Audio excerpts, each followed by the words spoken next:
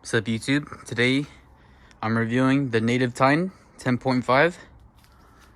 I think I had this kayak for just about a year now, and today I'm just going to be going over I guess, just reviewing it, how I like it, how I got it, and just all that information. So I guess I could start off with just saying I got this kayak used on Facebook Marketplace or OfferUp, one of those. I would suggest you guys too to probably get this kayak used, because you can get it with when I got this kayak, it came with the wheels, native sidekick wheels, and a fish finder. So definitely recommend to get it used and try to find accessories with it. But yeah, I guess we could just talk about how I have it rigged, and then we'll talk about pros and cons later on in this video. So I guess we could start up on the front. Alright guys, in the front hatch I got a little box. It holds my fish finder battery, 12 volt 18 amp hour. This is like a DIY waterproof box for it. I mean, it could have been better, but sometimes you just gotta keep doing it and just figuring it out. I got some pool noodles in there, just like sometimes you might run into an emergency, or even if this fills up with water, the pool noodles might help keep it afloat, or I don't know, those are just for emergency pool noodles. But yeah, that's what I have in the front. Oh yeah, one more thing guys I have in the front is a handle. I would definitely suggest you guys get a handle for your Native Titan. Did you decide to get one? It's just better than holding it like this, It's just an easier way to hold and pull your kayak. Yeah, and then I got my little net. Got the pool noodle just in case if I drop in the water, it'll stay afloat. Now of course, got the pedal drive. Gotta have that. It's probably one of the eye-catching things, or just a necessity for this boat. Or this pedal drive, guys, is really reliable. Like, you can rely on this 100% of the time. You just gotta do your I guess every maybe 3 months, clean it, re-grease it and all that, make sure everything's tightened, and you should be good. And we'll just go from, I guess, left to right. So this thing, paddle holder. I guess I can show a demonstration. Alright guys, for my first accessory, I have a Kayak Attack, I think it's called a paddle holder, or double roto grip or something like that. I'm gonna put my paddle right here, because you always need a paddle when you're on a kayak, even if you got a pedal drive. But yeah, that's my first accessory. Alright guys, on this side I have my fish finder, Garmin 5CV or something. I'll pop it up on the screen. This thing's been pretty reliable. It's just a normal fish finder. It has a couple of different settings. Got this, I don't know what this is called, but this will be in the description below if you guys are thinking about getting this set up for your Native Titan. Just a little ram ball mount, and then you got a little connector, and then got it to your fish finder. And then for my next accessory, alright guys, this is a Kayak Attack Boomstick Pro for my just to get my back shots, and just a kind of like get like a third person view for my kayak. This thing's been pretty helpful with my fishing videos. Got a external battery for it. The wire all runs down in here. DIY waterproof battery box. Got a USB power bank, or whatever it's called, and you got the USB thing. Plug it in there, then you should be able to run it all day. All right, so let's go back to this side, and now we get to let's talk about the seat, guys. The seat, really comfortable. Got a little pole, but when I bought the kayak, it had that little piece right there. Pretty, you know, you could adjust it both sides if you want to sit up straight or you want to lean back more. You can do that. Definitely want to make sure all your bolts are tightened. Every once in a while, just do that. You got this under storage space. Pretty spacious. You can fit, you know, like a bag or whatever, food, lunch. You can put your pliers here, clippers, whatever you want to put in these holes. As you can see, for these little thingies, you can just clip like a carabiner. And then I got my catch board. This is for like tournament fishing and like really easy way to measure your fish. Just whip it out, boom. Now I'll show you guys. So when you're on the water, you just whip that out, measure your fish, boom. That easy. It's way easier than it's way easier than, using like a measuring tape when you have to like, pull it. That just, it's like that already. But yeah, overall though, the seat's comfortable. This whole under storage is nice. The catch board's nice. And I don't know if you guys saw this, but here's another accessory I use every once in a while. This is I think a Yak Attack Omega rod holder, adjustable on this point and this point. So you could just adjust the length and height of, I don't know, however you want it. And then you got these things where you could tighten it on your rails, and you can just push it down and you lock it into place. For right now, that's holding my motor, so I'm not using this. But yeah, you would just lock it into place and you could adjust it if you want. Just open this little clip up. Open this little clip up, and yeah, you could keep it forward, that way, whatever you want to do with that. Now, let's get to my dry bag. Definitely going to want a dry bag, guys, if you're kayak fishing or just, in general. Got a dry bag. Just to keep your keys, wallet, all that. But, yeah, now we get to my motor, guys. So, I got that Newport NK180. This is the remote control for that. Got, a little hookup. Got another little Yak Attack thingy to hold the remote in place. I'll have the link in the description. That runs to, the motor right here, guys. NK180. This thing's been pretty reliable. Average speed I normally go, I would say, overall, this is the motor I got though. Got a little rudder foil to help with the tracking. The tracking on this boat's not the best, but it's cool. Got my battery box. Got a 24 volt, 50 amp hour. That's pretty much lasts you all day with this motor. Got a DIY waterproof box. I think that's how it's called, a circuit breaker in there. But yeah, pretty reliable. Got a quick disconnect. I'll have that link in the description. And then I got my DIY rod holder, guys. Little milk crate. Got like two wooden planks on each side. They're held by zip ties. I mean, they work, right? So why not just use them? Got 6 rod holders on each side. Screw them into the wood. And yeah, overall, for the past, you say about 12 months, these been pretty reliable. This DIY milk crate. I haven't added the top yet, but if you want, you guys can do that. But yeah, I like the motor, guys, though. I really like the motor.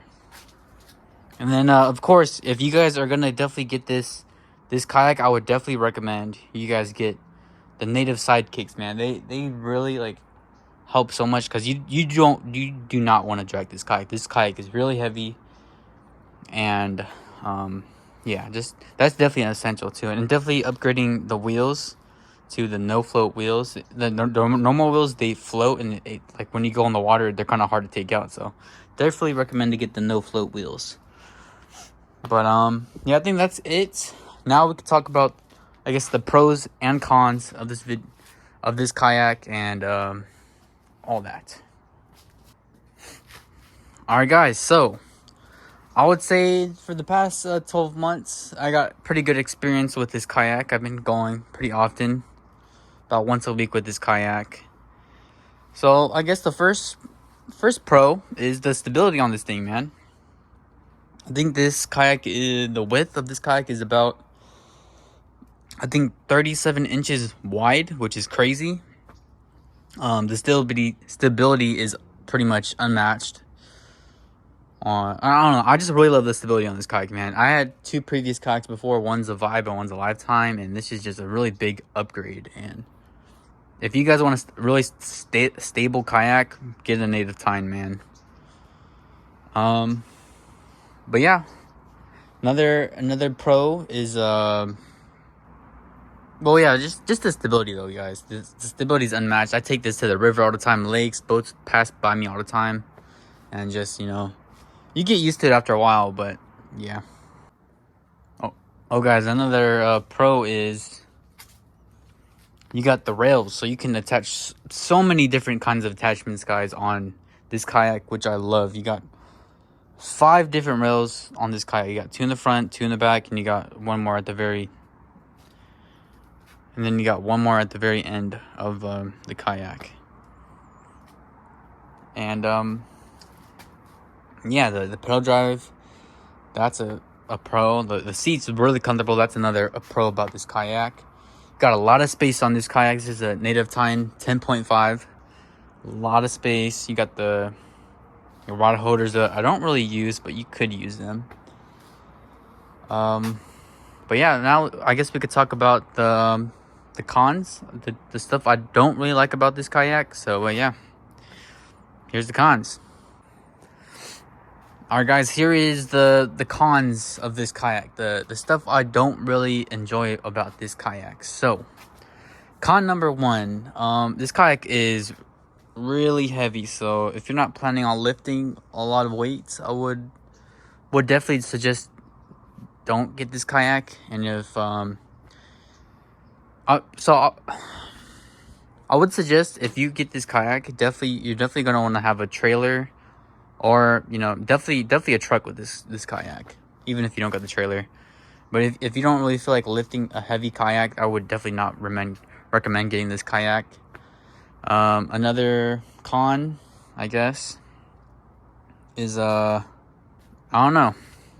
Yeah, if you got an SUV though, do not recommend getting this kayak. A car, do not recommend it. It is doable to put this on your roof, but not suggested, guys. It's just because I put it on the roof before, and it was I was scraping the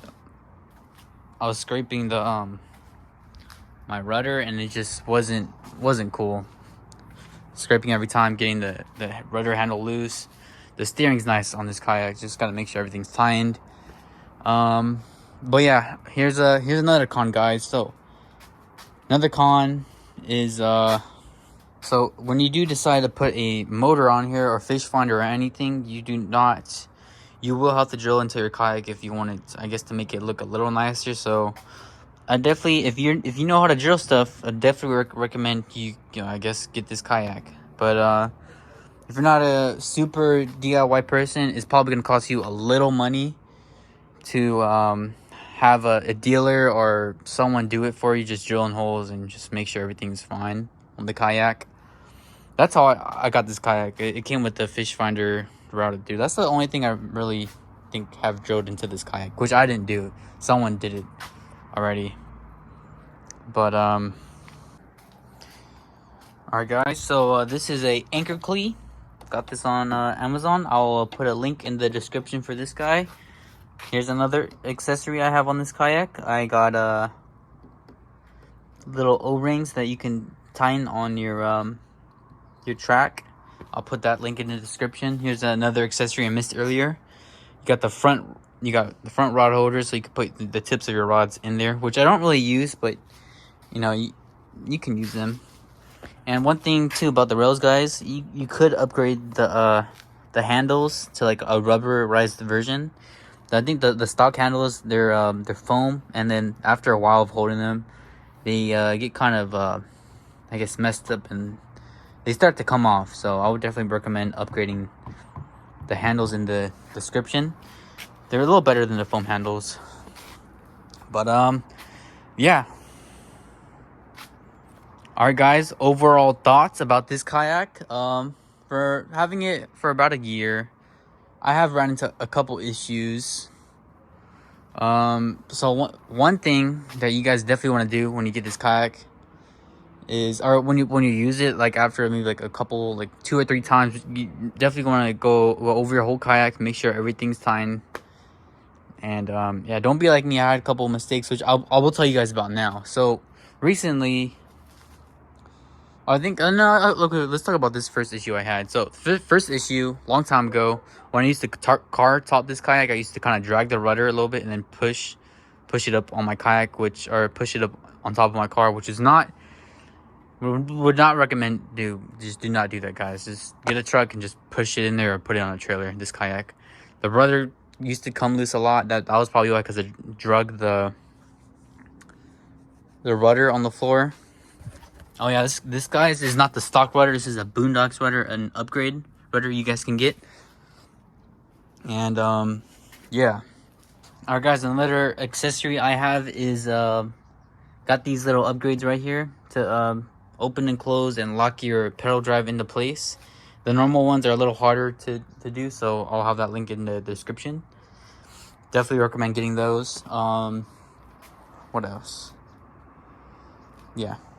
Okay, well, overall, guys, would I suggest you get this kayak? Yes, I love this kayak.